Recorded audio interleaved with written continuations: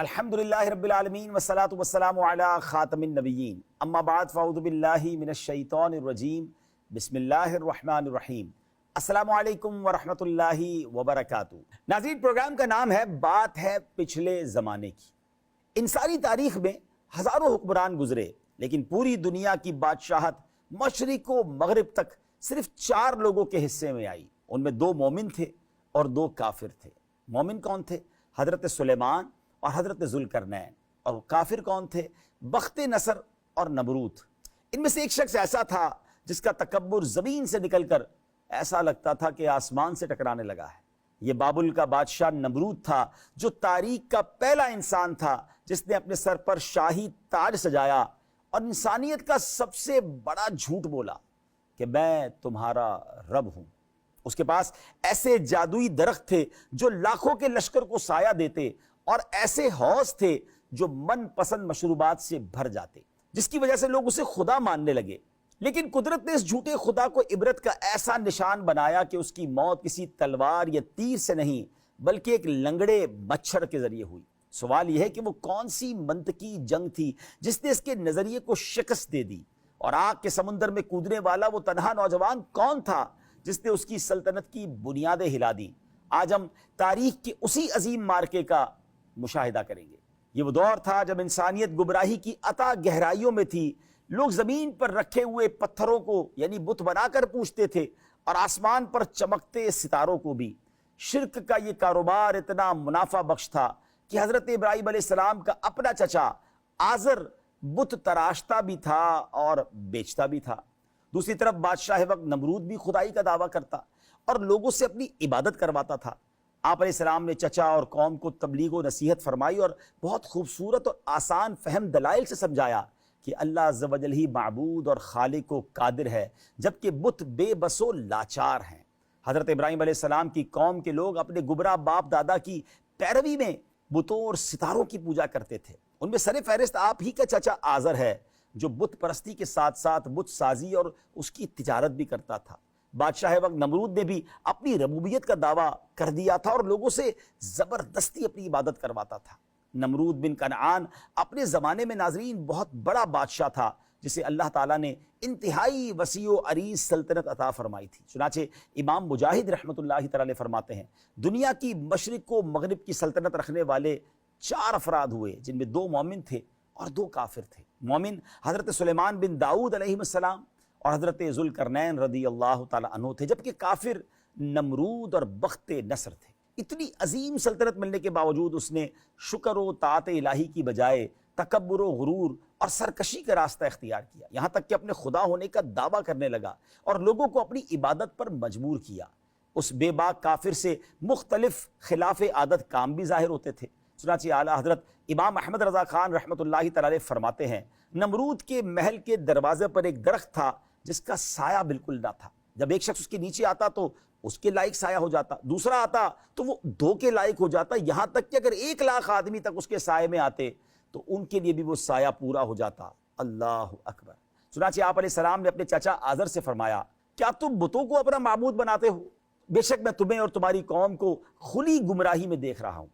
اس کے بعد آپ علیہ السلام نے لوگوں کے سامنے بڑے آسان انداز میں توحید باری تعالیٰ کے دلائل بیان فرمائے، تاکہ وہ ان میں غور و فکر کر کے یہ نتیجہ نکال سکے کہ جب سارا جہان عدم سے وجود میں آنے والا پھر ختم ہونے والا ہے، تو پھر اس جہان کی چیزوں یا افراد میں سے تو کوئی معبود نہیں ہو سکتا، اور سارا جہان بذات خود کسی وجود میں لانے والی ذات کا محتاج ہے، جس کی قدرت و اختیار سے اس میں تبدیلیاں ہوتی رہتی ہیں۔ چنانچہ ایک موقع پر جب رات کی تاریکی چھائی تو آپ علیہ السلام نے ایک ستارہ دیکھ کر قوم سے فرمایا، کیا تم اپنے خیال میں اسے میرا رب کہتے ہو؟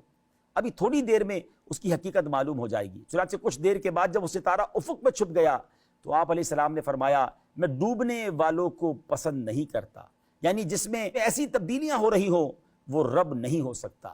قرآن پاک میں کس طرح اس بات کو ارشاد فرمایا گیا؟ فلما جن عليه الليل رأى كوكبا قال هذا ربي فلما أفل قال لا أحب الآفلين۔ پھر جب ان پر رات کا اندھیرا چھایا تو ایک تارا دیکھا، فرمایا کیا اسے میرا رب ٹھہراتے ہو؟ پھر جب وہ ڈوب گیا تو فرمایا میں ڈوبنے والوں کو پسند نہیں کرتا۔ پھر جب چاند کو دیکھا کہ چمکتا ہوا نکلا ہے تو فرمایا کیا تمہارے خیال کے مطابق یہ میرا رب ہے؟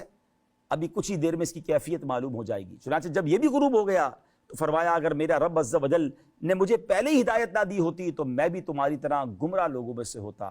قرآن کریم میں اللہ نے فرمایا فلما رأى القمر بازغا قال هذا ربي فلما أفل قال لئن لم يهدني ربي لأكونن من القوم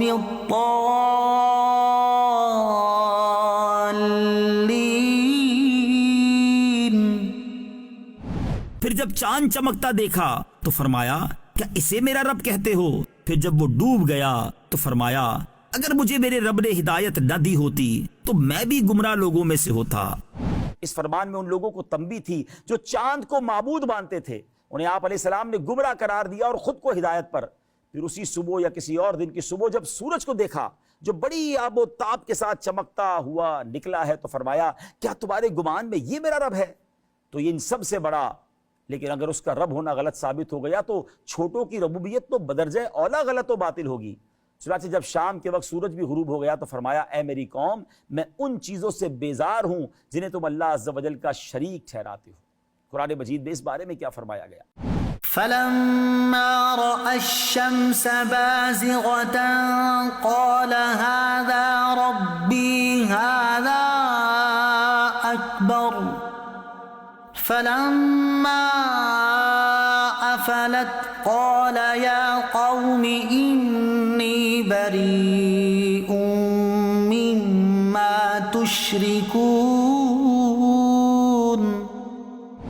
پھر جب سورج کو چمکتا دیکھا تو فرمایا کیا اسے میرا رب کہتے ہو؟ یہ تو ان سب سے بڑا ہے۔ پھر جب وہ ڈوب گیا تو فرمایا اے میری قوم میں ان چیزوں سے بیزار ہوں جنہیں تم اللہ کا شریک ٹھہراتے ہو۔ یوں حضرت ابراہیم علیہ السلام نے ثابت کر دیا کہ ستاروں میں چھوٹے سے بڑے تک کوئی بھی رب ہونے کی صلاحیت نہیں رکھتا، ان کا معبود ہونا باطل ہے، اور قوم جس شرک میں مبتلا ہے آپ علیہ السلام اس سے بیزار ہیں۔ حضرت ابراہیم علیہ السلام کے ستارے، چاند اور سورج کے بارے میں فرامین لوگوں کو سمجھانے کے لیے تھے، معاذ اللہ اپنے بارے میں نہ تھے۔ اس کی بہت واضح دلیل یہ بھی ہے کہ جب آپ نے ستارے، چاند اور سورج کے بارے میں یہ فرمایا تو جب قرآن ہی سے ثابت ہے کہ اللہ تعالیٰ نے آپ علیہ السلام کو بچپن ہی سے رشد و ہدایت اور عقل و فہم سے نوازا تھا تو آپ ہمیشہ سے ہی ان باتوں کو سمجھتے تھے، اور دیگر دلائل کے علاوہ ان دلائل سے سورج، چاند وغیرہ کی معبودیت کو باطل سمجھتے تھے۔ لہذا ثابت ہوا کہ سورج، چاند اور ستارے کے حوالے سے آپ کا کلام اپنے لیے نہیں بلکہ صرف اپنی قوم کو سمجھانے کے لیے تھا۔ حضرت ابراہیم علیہ السلام نے قوم کو سورج، چاند اور ستاروں کے بارے میں کیا فرمایا، آئیے سنتے ہیں۔ إني وجهت وجهي للذي فطر السماوات والأرض حنيفا وما أنا من المشركين۔ میں نے ہر باطل سے جدا ہو کر اپنا منہ اس کی طرف کیا جس نے آسمان اور زمین بنائے، اور میں مشرکوں میں سے نہیں ہوں۔ آپ علیہ الصلوۃ والسلام کا یہ فرمان اپنی مستقل سوچ اور دائمی عقیدے کے بیان پر مشتمل تھا۔ یہ نہیں کہ قوم کو بتا رہے تھے کہ تمہارے سامنے سورج یا چاند دیکھ کر یا تمہیں سمجھاتے ہوئے مجھے بھی سمجھ آ گئی ہے اور اب میرا یہ عقیدہ بنا ہے، معاذ اللہ۔ اس مقام پر اگلی پچھلی تمام متعلقہ آیتیں پڑھیں تو یہ بات بالکل واضح ہو جاتی ہے۔ حضرت ابراہیم علیہ السلام نے ستاروں کو معبود بنانے کا رد کرنے کے ساتھ ساتھ بتوں کے معبود ہونے کا بھی رد فرمایا۔ چنانچہ آپ علیہ السلام سے اعلان حق اور توحید باری تعالیٰ کا بیان سن کر قوم بحث کرنے لگی اور بتوں کی مخالفت سے ڈراتے ہوئے کہا اے ابراہیم بتوں سے ڈرو، انہیں برا کہنے سے خوف کھاؤ، کہیں آپ کو کچھ نقصان نہ پہنچ جائے۔ ان کے جواب میں حضرت ابراہیم علیہ السلام نے فرمایا کیا تم مجھ سے اللہ تعالیٰ کے بارے میں جھگڑتے ہو؟ حالانکہ اس نے تو مجھے اپنی توحید و معرفت کی ہدایت سے نوازا ہوا ہے۔ سن لو، مجھے ان بتوں کا کوئی ڈر نہیں جنہیں تم اللہ عز و جل کا شریک بتاتے ہو، کیونکہ وہ بے جان، بے بس اور لاچار ہیں، نہ کسی کو نقصان پہنچا سکتے ہیں نہ نفع، تو ان سے کیا ڈرنا؟ ہاں اگر میرا رب عز و جل کوئی بات چاہے تو وہ ہو سکتی ہے، کیونکہ وہ قادر مطلق ہے اور اس کا علم ہر چیز کو گھیرے ہوئے ہے۔ تو کیا تم نصیحت نہیں مانتے؟ قرآن کریم میں فرمایا گیا وحاجه قومه قال أتحاجوني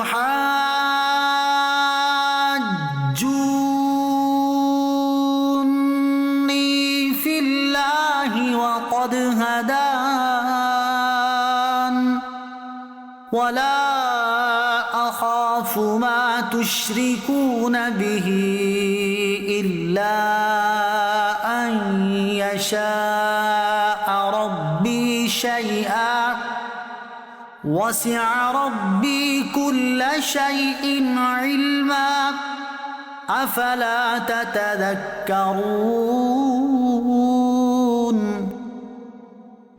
اور ان کی قوم ان سے جھگڑنے لگی۔ ابراہیم نے فرمایا کیا تم اللہ کے بارے میں مجھ سے جھگڑتے ہو حالانکہ وہ تو مجھے ہدایت عطا فرما چکا اور مجھے ان کا کوئی ڈر نہیں جنہیں تم شریک بتاتے ہو، البتہ یہ کہ میرا رب کوئی بات چاہے، میرے رب کا علم ہر چیز کو محیط ہے، کیا تم نصیحت نہیں مانتے؟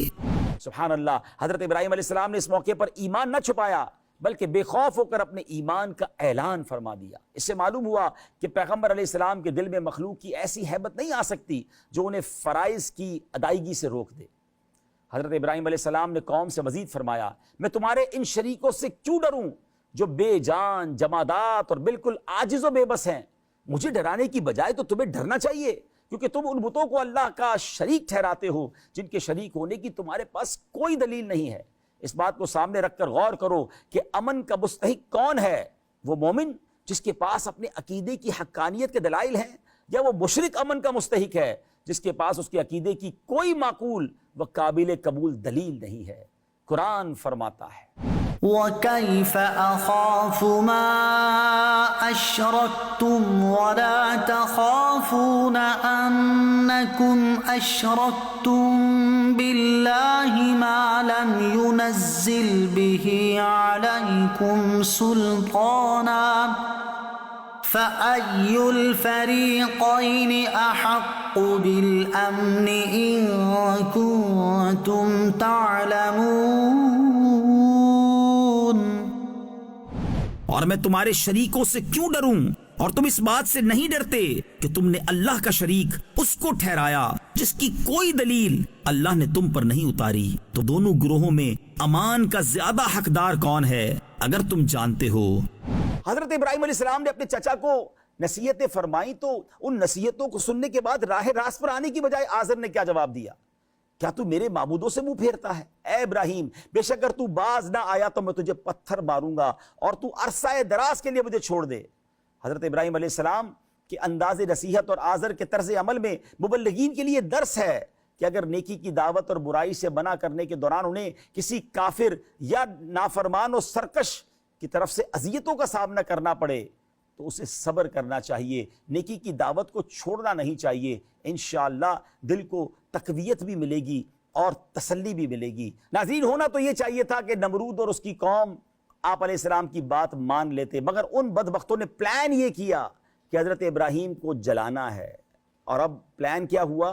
آپ کو ایک مکان میں قید کر دیا، کوسی بستی میں پتھروں کی ایک لمبی چوڑی 4 دیواری بنائی، پھر لکڑیاں جمع کرنے لگ گئے۔ سب نے جوش و خروش سے اس میں حصہ لیا۔ جب انہوں نے کثیر تعداد میں ہر طرح کی لکڑیاں جمع کر کے آگ لگائی تو اس کے شعلے اتنے بلند ہوئے کہ اوپر سے کوئی پرندہ گزرتا تھا تو وہ اس کی تپش میں جل جاتا تھا۔ پھر ایک منجنیق یعنی پتھر پھینکنے والی مشین کھڑی کی اور آپ علیہ السلام کو باندھ کر اس میں رکھ دیا۔ اس وقت آپ علیہ السلام کی زبان مبارک پر تھا حسبی اللہ و نعم الوکیل، یعنی مجھے اللہ کافی ہے اور وہ کیا ہی اچھا کارساز ہے۔ جبریل امین نے آپ سے عرض کی کہ کیا میرے لیے کوئی حکم ہے؟ تو آپ نے کتنا پیارا جواب دیا، تم سے نہیں۔ حضرت جبریل نے عرض کیا کہ پھر آپ اپنے رب عز و جل سے سوال کیجئے، تو کیا جواب دیتے ہیں؟ توکل کا لیول دیکھیں، کہتے ہیں سوال کرنے کے مقابلے میں اس کا میرے حال کو جاننا میرے لیے کافی ہے۔ ناظرین، یہاں یہ بات یاد رہے کہ حضرت ابراہیم علیہ السلام کا سوال نہ کرنا تفویض و تسلیم کی ایک خاص صورت تھی، ورنہ ہمیں بہرحال مصیبت و بلا کے وقت دعا کرنے کا حکم ہے۔ اللہ اکبر۔ آخرکار جب لوگوں نے عمارت کے کنارے تک حضرت ابراہیم کو بلند کیا تو آپ علیہ السلام نے آسمان کی طرف نظر اٹھا کر دیکھا۔ اس وقت آسمانوں، زمینوں، پہاڑوں، فرشتوں نے فریاد کی یا اللہ عز و جل تیرے نام کو بلند کرنے کی پاداش میں تیرے خلیل کو جلایا جا رہا ہے۔ اللہ نے ارشاد فرمایا مجھے یہ بات معلوم ہے، اگر وہ تمہیں پکارے تو تم اس کی مدد کرنا۔ جب حضرت ابراہیم علیہ السلام نے آسمان کی طرف نظر اٹھائی تو کیا عرض کی؟ اے اللہ تو واحد ہے اور میں زمین میں تنہا ہوں، اور زمین میں میرے علاوہ کوئی اور بندہ ایسا نہیں جو تیری عبادت کرے، مجھے تو ہی کافی ہے اور تو بہت اچھا کارساز ہے۔ اس کے بعد آپ علیہ السلام کو آگ میں ڈال دیا گیا۔ ناظرین، یہ کیسا فیصلہ تھا؟ شاعر مشرق لکھتے ہیں نا، بے خطر کود پڑا آتش نمرود میں عشق، عقل تھی محو تماشائے لبے بام ابھی۔ کچھ فیصلے عشق کے ہوتے ہیں، کچھ فیصلے دل کے ہوتے ہیں۔ عقل تو کہہ رہی تھی جل جائیں گے، مگر عشق نے فیصلہ کیا۔ اور پھر کیا ہوا ناظرین؟ اللہ کی طرف سے حکم ہوا، یا نار کونی بردم و سلامن علی ابراہیم، اے آگ ابراہیم پر ٹھنڈی اور سلامتی والی ہو جا۔ اور پھر کیا ہوا؟ وہ آگ ایسی سلامتی والی ہوئی کہ جن رسیوں سے آپ کو باندھا تھا وہ جل گئی، مگر حضرت ابراہیم کا بال بھی بیکا نہیں ہوا۔ شاعر مشرق لکھتے ہیں نا، اگر آج بھی ہو ابراہیم سا ایما پیدا، آگ کر سکتی ہے انداز گلستہ پیدا۔ حضرت ابراہیم بالکل صحیح سالم کئی دنوں بعد آگ سے باہر آتے ہیں، اور پھر اس کے بعد اس نمرود کا انجام کیا ہوتا ہے کہ اللہ کریم کی طرف سے ایک مچھر بھیجا جاتا ہے۔ بتایا جاتا ہے وہ مچھر بھی لنگڑا تھا اور نمرود کے ناک کے ذریعے اس کے دماغ تک پہنچا، اور اتنی تکلیف ہوتی تھی اسے کہ پھر جب تک کوئی جوتا سر پر نہ مارتا اسے چین نہ آتا۔ بار بار اس کے درباری اس کے سر پر جوتا مارتے، اور ایک وقت آیا کہ اتنی جوتے پڑ چکے تھے کہ سر ہی کھل گیا اور نمرود تڑپ تڑپ کر مر گیا۔ ناظرین، یہ ہم سب کے لیے درس ہے کہ اللہ کو ناراض نہیں کرنا ہے، اللہ کو راضی کرنا ہے۔ اگر رب ناراض ہو گیا تو چاہے کتنی بڑی سلطنت کیوں نہ ہو، چاہے کتنا کر و فر کیوں نہ ہو، وہ چاہے تو ایک مچھر کے ذریعے اس پوری سلطنت کو برباد کر سکتا ہے، تباہ کر سکتا ہے، ہلاک کر سکتا ہے۔ اللہ کرے ہم بھی اللہ کی فرما برداری کرنے والے بن جائیں۔ اللہ مجھے اور آپ کو اپنے فرما بردار بندوں میں شامل فرمائے۔ صلو علی الحبیب صلی اللہ تعالی علی محمد صلی اللہ علیہ وسلم۔